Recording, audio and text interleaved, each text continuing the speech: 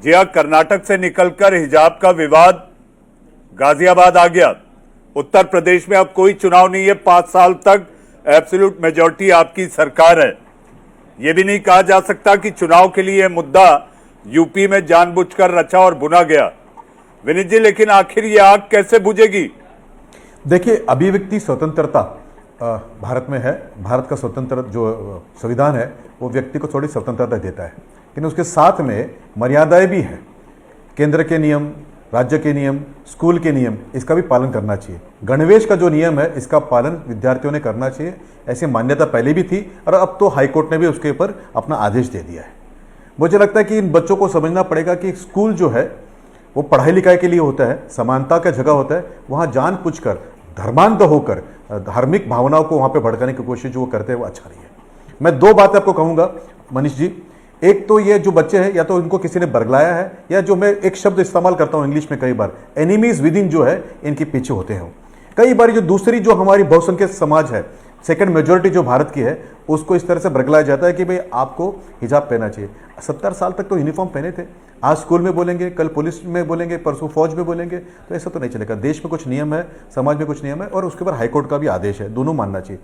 मेरे आपके चैनल के द्वारा उन छात्राओं को और ऐसी भावना रखने वाले छात्राओं को एक छोटी सी विनती है कि आप कभी कोशिश करके, हेमा मालिनी जी और फिरोज खान की एक पिक्चर आई थी 1975 में, उसमें गाना था क्या खूब लगती हो, बड़ी सुंदर लगती हो, वो देखने की कोशिश करें।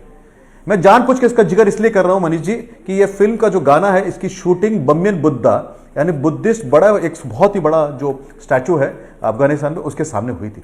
और ये दर्शाता कि 1975 में वहां पे अच्छी तरह से कोई भी आकर फिल्म की शूटिंग कर सकता है। इकोनॉमिकल एक्टिविटी, वहां पे आर्थिक व्यवहार हो सकता था, वहां के स्थानिक लोगों को रोजगार मिलता था, खाना पीना मिलता था, वहां की बहनों को समाज में घूमने का फिरने का ये था। लेकिन फिर हमको ये पता चला कि वहीं पे बम्बियन बुद्धा को तोप से 2000 साल की जो धरोहर थी उसको तालिबान ने उड़ा दी।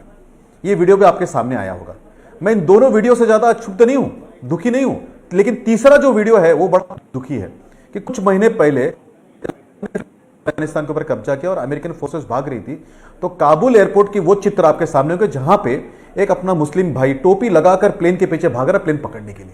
अपनी मां, बहन, बीबी, बच्ची, तीनों को, चारों को छोड़कर काबुल में वो भाग रहा है। किससे भाग रहा है? तालिबानियों से भाग रहा है। कौन भाग रहा है? कोई काफिर, कोई हिंदू, कोई क्रिश्चियन, कोई जू, कोई सिख नहीं भाग रहा है।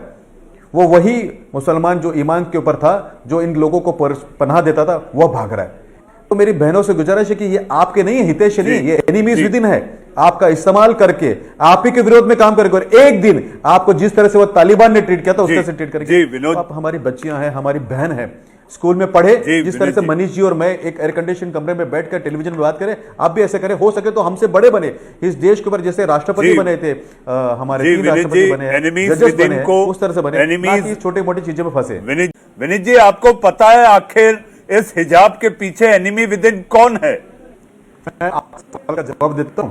उसके पहले लर्नेड काउंसिल और उनके पहले इमरान जी और बाकी लोग। आपने शायद है ना ड्रॉप आउट रेशियो नहीं लिखा होगा। 2014 से 2018 के बीच में मुस्लिम girls drop out ratio in regular school ये ड्रास्टिकली कम हुआ है। एक 88 पार्ट रहा है, जहां पहले 88 लड़कियां ड्रॉप आउट होती थी 2013 में, अब केवल एक लड़की ड्रॉप आउट होती है। ये आपकी जानकारी रहे। दूसरी आपकी जानकारी ये रहे कि बीच में कोरोना काल में पीडीएस में मुफ्त राशन दिया गया था। 80 करोड़ लोगों को मुफ्त राशन दिया। देते समय पूछा नहीं कि तेरा नाम सरिता है कि सरला है कि सलमा है कि सलीमा है, पूछा नहीं क्या था, दे दिया गया था। फिर भी लोग जब टॉयलेट्स बने तो पूछा नहीं क्या था कि खाला तेरा नाम क्या है, सभी को मिला था। आपकी जानकारी में है। और इमरान जी, आप है ना, आप अगर मेरे साथ में जुड़ गए, मेरी मुस्लिम बहनों को हलाला से बचाए, मेरी मुस्लिम बहनों को ट्रिपल तलाक से बचाए, मेरी मुस्लिम बहनों को इमामों के चुंगल से बचाए। इमरान जी, मेरी पूरी बात समझ लीजिए। कोई भी बहन ट्रिपल तलाक से अगर प्रताड़ित होती है, हलाला से प्रताड़ित होती है, वो कपड़ा पहन के जा सकते हैं क्या? ऐसे उम्मीद करते हैं कि हमारी छोटी छोटी बच्चियां उनको हम पहना के बच्चे जान कुछ की दंगा करवाए वहां पे। मुझे एक आपको बोलने में शर्म नहीं आती और डर नहीं लगता। मैं आपको बताऊं, ये ना सुरक्षा के लिए खतरा है। पाकिस्तान में आपने देखा कि बुर्का प्लेट लड़की ने अपने आप को ब्लास्ट करके वहां के माहौल को खराब किया। यह अनुशासन को भी भंग करता है। ये जो है ये स्वास्थ्य के लिए भी खराब है। और इनके पीछे कोई ना कोई तो एनिमीज विद इन है। आप ये मत सोचे कि आप उनकी तरफदारी करें या इस्लाम की तरफदारी है। इस्लाम की तरफदारी नहीं है। जब इनमें से, इन बहनों में से कोई इमाम बनकर जमा मस्जिद में जब वो बोलेगी तभी तो इस्लाम बढ़ेगा। कि उनको सिर्फ दबा देना चाहिए कि भाई उनको कभी इक्वल राइट्स नहीं मिलेंगे, उनको कभी इक्वलिटी नहीं मिलेगी। उनकी इक्वलिटी के लिए बात करें, उनकी समानता के लिए बात करें। उनमें से कोई हमारे देश का प्रधानमंत्री बने, हमारे देश का कोई CGI बने, पढ़ लिख कर IAS बने, इसके बारे में बात करें। कहाँ उनको 45 डिग्री सेल्सियस में ऐसे बोरियों में बंद करके आप भेजने की कोशिश कर रहे हो, गलत बात है ये। और हलाला के बारे में सोचिए कि अगर आप महिला होती और आपके साथ में हलाला होता तो आपके मन में क्या प्रताड़ना होती। तो उस बहन के बारे में, उस माँ के बारे में सोचिए, आपकी भी माँ होगी, बहन जी। होगी, उसकी प्रताड़ना के बारे में जी। सोचिए।